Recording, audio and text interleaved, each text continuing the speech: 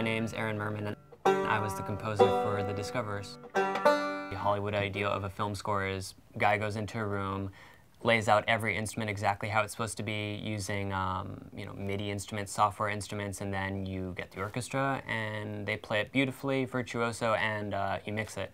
And this is very different by intention. By the time you get to composing the score, that part of the film, it's pretty close to the end, and you've been listening to the film with temp score and temp sound, and as we started to build the real soundtrack and the real score and putting it all together, it was almost breathing a new life into the film. The score had this kind of handmade, analog kind of feel to it, because it's about people who are reenacting and going out into the woods. One of the first things that we talked about in terms of the arc of the film was this progression. We start in the city, moving to the suburbs, to the forest, and eventually we're moving out to the Pacific Ocean, and how the vocabulary of the film and the language of the film changes throughout that voyage. As the theme of this film is sort of about the idea of people getting back, back to the nature, sort of getting back to the woods, getting back to sort of the elemental things, and stepping away from our sort of over-programmed, over-technological lives.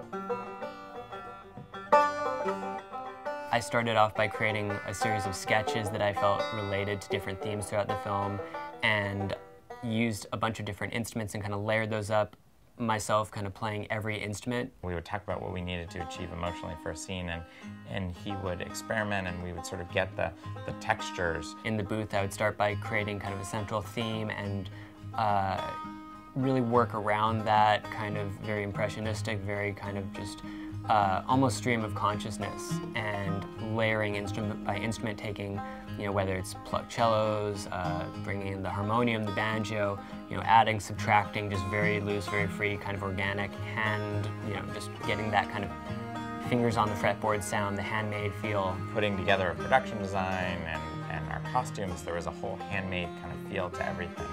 And so we wanted a handmade sound.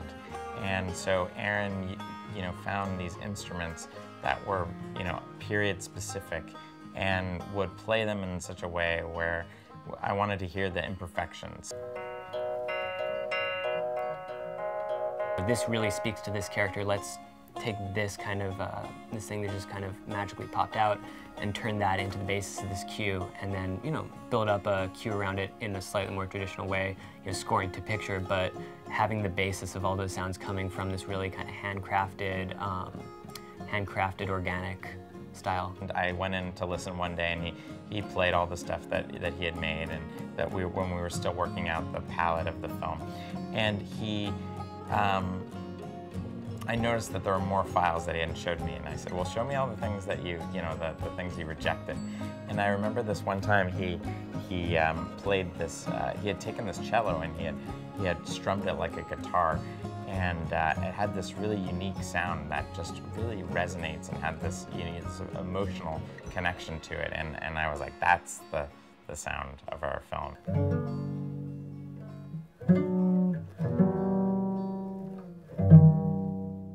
I think what we ended up doing was a little bit more off the beaten path in terms of using some oddball instruments, I want to say, although I don't want to pigeonhole them, but using kind of a full range of instruments that have some more unusual tonalities, going to the dulcimer, the auto harp, strummed cello.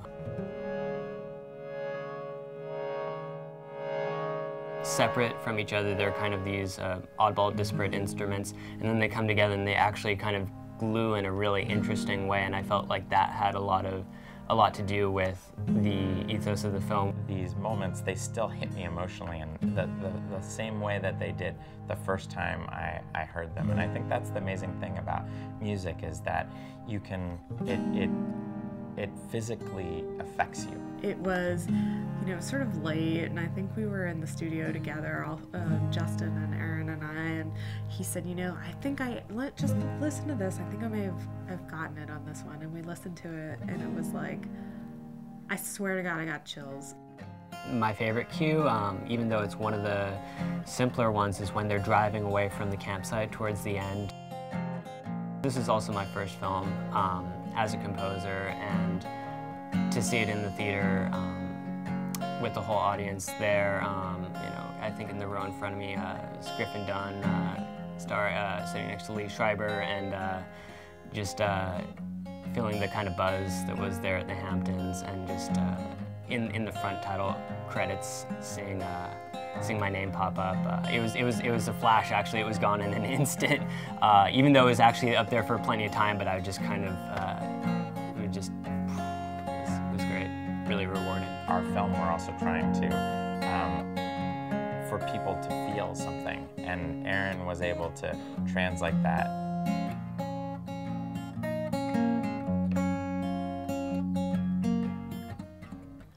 Can't play it all by myself. Still something incredibly gratifying and rewarding about creating music that tells these personal stories and works to picture like it does in this film.